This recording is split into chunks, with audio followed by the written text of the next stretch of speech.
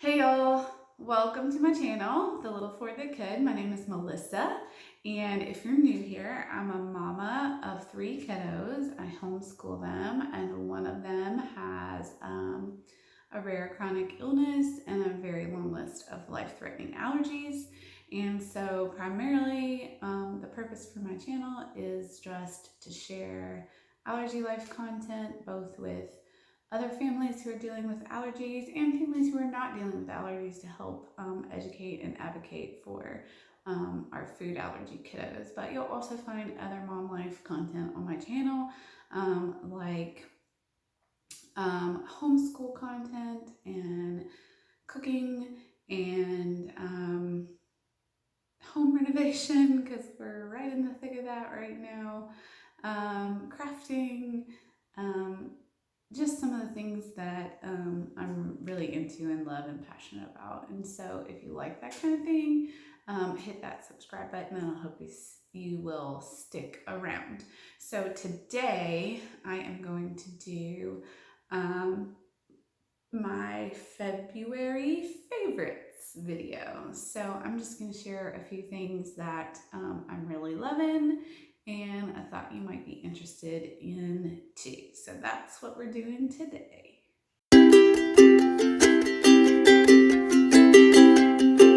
Okay, so first of all, y'all, my hair is not a favorite. I went to get it trimmed and y'all, she cut like 10 inches off and I'm sad about it. And I know it's just hair and I know it'll grow back. You guys, it feels so short. Anyway, on to my favorites. Not favorite, now we'll move on to favorites. So I'm going to start with an Allergy Life product.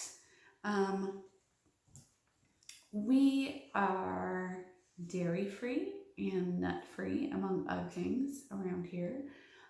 So that puts yogurt out the window for us, and it puts most yogurt substitutes out the window for us because most of them are made from nuts if they're not made from dairy. However, So Delicious makes this lovely yogurt. I don't know why it's not focusing there. And the colors are really acting crazy. I'm not sure why my camera's doing that. Anyway, So Delicious coconut yogurt. This happens to be vanilla. One of our other favorites is key lime, and they have a strawberry banana, they have a raspberry, blueberry, peach. They have tons and tons of flavors, and it is delicious. Even my family members who have had regular yogurt in their life and love it also love this, including me and my husband and my other kids too. Ford's favorite is the key lime, and he loves it. And I think my husband eats one just about every single night, but they're all good. So that's one of my favorite things, one of all our whole family's favorite things. Okay, next favorite things. So I'm very crunchy, as they say. I like all natural things. We're a chemical-free home. I don't have traditional cleaning supplies around here. We're very careful what we bring in our home. Not just for my chronically ill son, but for all of us, really. And so some of my favorite things to use are essential oils.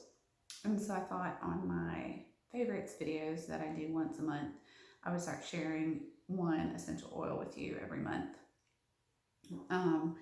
So I thought I'd start with lemon. There it is. And yes, I use Young Living essential oils. So this is lemon. It smells so good. Anyway, so personally, for me, there are tons of things that lemon oil is good for. So I do a little research because we'd be here all day if I was going to list all of them. But some of my favorite things. nausea. So when I was pregnant, I had morning sickness so bad, and I literally would just carry a bottle of lemon essential oil around in my fist, and I would just huff it straight out of the bottle. And believe it or not, it will knock out your nausea. It really will. It works for other reasons for nausea too, not just morning sickness, but tummy bug, motion sick, any of that. Get nauseous, huff you some lemon oil. Another one of my favorite uses for this is in my water. Now you do have to use stainless steel cup and a stainless steel straw.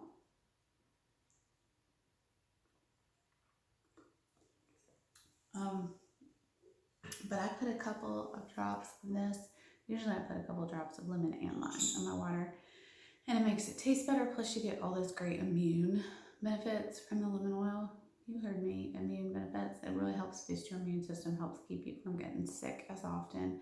Plus it makes your water taste better. And for me, I don't love water, so it helps me get my water intake up. Because if I didn't put essential oils in my water, I don't think I'd drink nearly as much or enough. And my boys love it too. A lot of times I will grab my stainless steel cup. I constantly fill it up all day long, and I drink it all through the day. And a lot of times I'll grab it and all my water will be gone. I'm like, what? Because my boys both love it too, and they will like drive by sips of my water because they love how it tastes. And I think part of it's because the stainless steel makes it taste better somehow. It's just colder or something. I don't know, but the essential oils help too. So, lemon essential. Next favorite, skincare product. So in my January favorites, I talked about Even Naturals line of skincare products, which I am obsessed with. And I pretty much use only their products with the exception of one product. And it is also a Young Living product. And it is their charcoal bar soap. It has orange blossom essential oil blend in it. One of the essential oils it has in it is lemon, because another benefit of lemon oil is it's great. It's really great for your skin. But this has charcoal in it, which, if you don't know, charcoal is very detoxifying, and so it is black. The bar is, but it doesn't. When it's sudsy up, when you get it sudsy, it does look a little gray on your skin. But once you rinse it off, all that charcoal color goes away. But anyway, the activated charcoal in it is great for detoxing and deodorizing. I keep this in my shower, and I use it on my face, and I use it on my whole body. And it smells so good. Like, it's hard to describe. It's a really yummy smell. Anyway, so another favorite, Young Living charcoal bar soap. Okay, so we did an Allergy Life product. We did 2 kind of personal products. Now I'm going to talk about a couple homeschool things I love. Well, the first one isn't necessarily homeschool, so if you don't homeschool, this could still be something that might interest you. But it is the book The Hiding Place by Corrie ten Boom. Here she is. This is a true story about this beautiful woman here. Corrie and her family owned a watch shop in Holland during World War II. And they were a Christian family. They were not Jewish, but Corrie sort of was the leader of an underground ring that helped hide Jews and helped Jews escape. And this is the true story of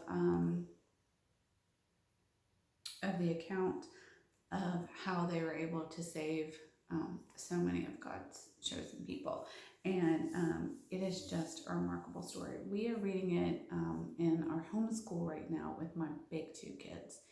Obviously, because of the nature of the content of the story, um, I would be careful reading it to little ones. I would read it first for sure before you read it to a little one. My little one has probably heard some of this as we've been reading, and it's nothing graphic or terrible or anything like that. But obviously, people are dying, and people are being arrested and taken away from their homes, and all the things that happened during Holocaust, and so that might not be something you want your littles to hear about just yet, but your older children, and even just you as an adult, if you're looking for a good read and you've never read this book, read it. I caution you, it is hard to read, but I think it's important that all of us who live so far removed from persecution and terrible things like this, I think it's important for us to read about that and have a little bit better understanding of what these people went through, and hopefully learn so that history won't repeat itself. Anyway, so it's called The Hiding Place by Corey ten Boom, and it's beautiful, amazing story. Okay, so homeschool item. We use a curriculum that many of you, if you're homeschoolers, have probably heard of. It's very popular. It's called Good and Beautiful, and it really is good, and it really is beautiful. We don't use it for every subject, but I am using the kindergarten math and the kindergarten language arts for Ford.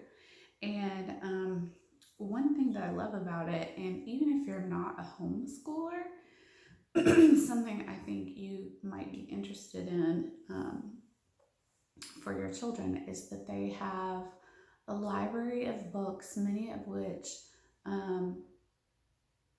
you just don't see very often published anymore, and you can buy these beautifully. I should have brought another couple in here to show you, but you can buy these beautifully printed and published books, novels, fiction, nonfiction, every level from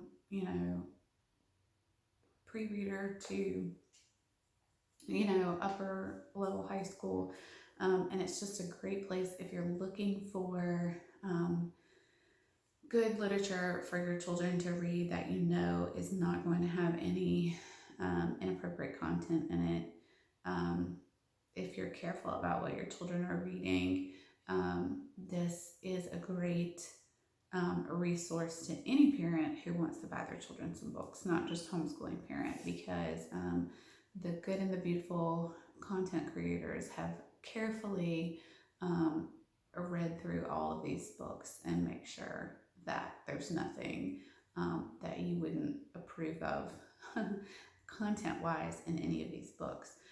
Because let's just be honest, I was a school librarian for a while. I have a master's degree in educational media, and so I've read a lot of children's literature. I'm kind of obsessed with children's literature. I love it, but a lot of children's literature these days has some stuff, y'all.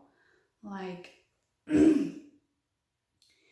like kids disrespecting parents, and I'm not talking about like content, like inappropriate sexual content or cussing, or although some of them have that, things like that. I'm just talking about just in general, like bad attitudes and disrespect, and some of these children's books, especially like at the middle school level, have a lot of that. And I'm like, I don't want my kids to think it's cute or funny, when a title character of a book is talking back to a teacher or a parent or something.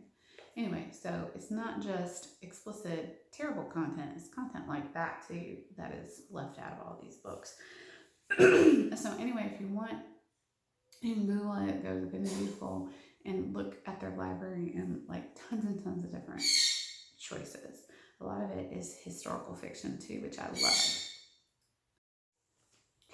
Okay, so one of the book, this is actually a book set that I just bought from the Good and the Beautiful library for my kindergartner, is this box set of beginner books. It's box C. And oh my goodness, I don't know what just set him off. He's been quiet this whole time until now. So anyway, it actually has several different books. Ford is obsessed with planes, and so when he saw this one, he lost his mind, and we had to read it like right that second. We could not wait. We had to read it right then. But anyway, if you look, sorry, having trouble. But they're illustrated, really pretty, and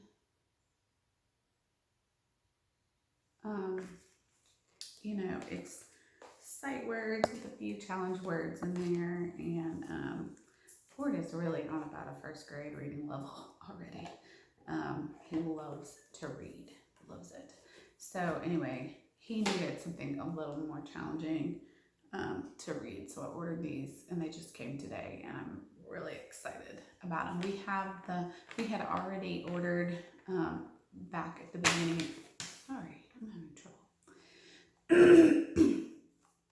We had already ordered box A and box B, and we've had those since the beginning of the school year. So we've had those a while, and we've loved those.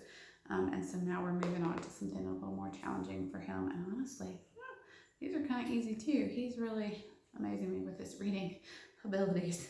He's just scooting along with that. But anyway, we're excited to have these, and I'm sure he's going to be really excited to read the airplane one to his dad when he gets home. The next thing is also a book. I actually have been needing a new Bible. I think the Bible that I had been using, like reading in daily and taking to church with me and all that, I know everybody uses a Bible app these days, but I don't. Like, I am a writer downer, pen and paper kind of girl. Like, I like to take notes in my Bible. I like to highlight things in my Bible. And my Bible was, it was falling apart. I probably had it for 20 years, probably maybe more. And it was literally falling apart. And so I needed to get a new Bible. And I'm kind of artsy fartsy, and I love to color. And when I saw this, I couldn't resist. It is the Beautiful Word Coloring Bible. And it is big. It is the large print version, and it is big. And so I know that this is probably too big for some of you. Like, you wouldn't want to haul this to church because it's big and it's pretty heavy. But I don't care. The benefits outweigh the negatives for me in that regard, because I love it so much. But anyway, it is big. I mean, it's big and it's heavy, but it's got this pretty cover, and then this is my favorite part. All within it. Sorry, it's kind of awkward to hold up for you guys, but all throughout, on the edges, on some pages, it's like full both pages. Some it's just one side with text on the other, and little ones sprinkled all through are these coloring pages, and most of them are just verses, literal verses. But then on the pages that don't have it, this is the other part I love about it. They have these lines. Sorry, it's not letting focus there. Where you can take notes. So anyway, my Beautiful Word Coloring Bible. I got the NIV. I think there's probably other translations too, and there might be a regular print version versus the large print. I'm not really sure, to tell you the truth. I didn't look too hard. I did get it on Amazon. I'll try to put the link in the description box below. But anyway, I love it. I haven't had it very long. You can tell that not too much has been colored yet. I've been using colored pencils in it. I don't think markers will bleed through because it's traditional type Bible pages. They're kind of thin, but anyway, I'm in love with it. I love it. So like when I'm doing my quiet time, I have my colored pencils now, and I color a page during my quiet time too, which I love. Anyway, so that's my favorite things to show you. And then I have one more favorite thing that I have nothing to show, but I wanted to tell you about because I wish that I had known about it sooner. Well, I guess I found out about it in time, but I found out about it in a kind of weird way, and I don't think a lot of people know about it. And so I wanted to share it with you. And that is the Civil Air Patrol. Now, the Civil Air Patrol is the auxiliary to the United States Air Force. And one of their main purpose is to assist the Air Force with whatever they need assistance with. It started during World War II when all of our pilots were gone because they were flying planes in the war, and it really affected things back home stateside because there weren't that many pilots to transport things from I don't know, munitions factories, or I don't know, whatever.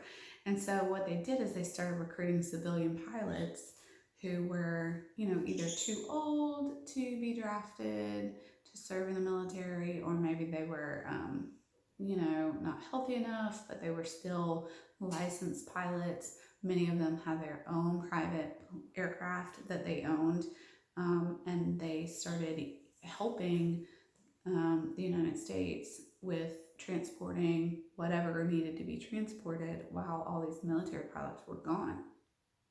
And so obviously it's been around a long time, but they have a cadet program now. And so if you're a homeschooler, I feel like this especially applies to you. Although it is not a homeschool program, it is open to anybody ages 12 to 18, their cadet program. Now they do have a senior program for adults, and any adult can join as well.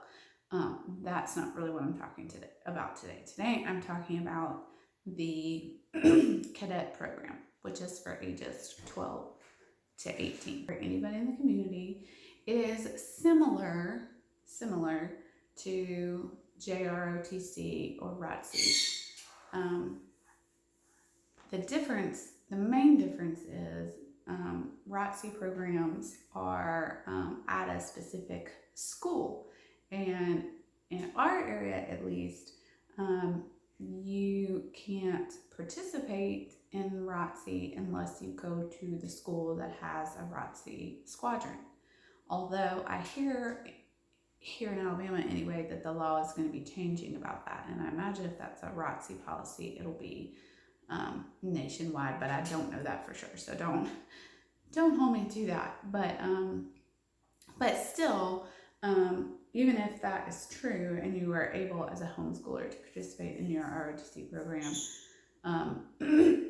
it's been my experience as a public school teacher for many years, and now as a mom of a Civil Air Patrol cadet, that ROTC programs just do not have the same level of training and experiences and things that the Civil Air Patrol has. It's a remarkable program. My oldest son, all he wants to do is fly. It's all he's ever wanted to do since he was a little tiny thing. And so he is already at 13 years old, learning how to actually fly a plane. He's earning flight hours so that he should have his private pilot's license by the time he's 16. And then he will also start working on his commercial pilot's license as well. It works just like the Air Force does. There's ranks that they're able to earn and rank up. And if they rank to a certain point by the time they turn 18 and end up actually enlisting in any of the armed forces, not just the Air Force, it transfers to any branch of the military. But if they rank to a certain point, then they actually enlist. When they enlist, they start at a higher rank than everybody else, which also means a higher pay grade. So if you have a kid who is interested in the military at all, it's a great opportunity for them to start now advancing their military career before they ever officially join one of the armed forces. In addition to that, if you have a kid who's interested in aerospace, aviation at all, like anywhere from flight mechanics to aerospace engineering to not just actually flying the plane, but they learn ground handling services, they learn aerospace engineering, they learn the science of flight, and it's anything and everything related to aviation and aerospace. They learn. There's a heavy focus on leadership, so they really focus on teaching these kids to be leaders, and I just can't say enough good things about it. And there are over 1,000 squadrons around the United States, so chances are there's probably a squadron in your town, wherever you are. And I just highly, I can't say enough good about it. They meet, at least our squadron meets one night a week. And they do things like team building events and STEM events where like they've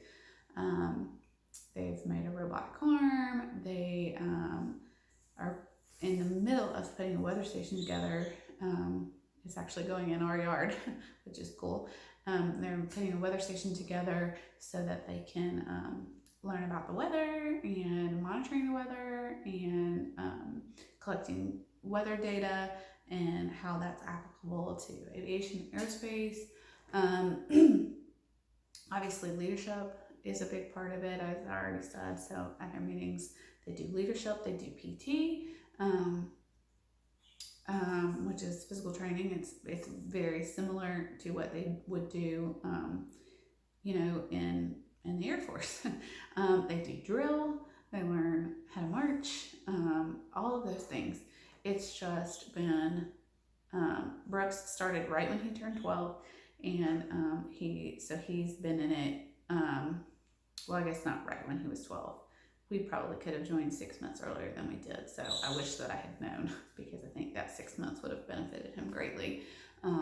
But you can join any time. You don't have to join when you're 12. If you join when you're 12, it just gives you a longer amount of time to be able to rank up higher before it's all said and done.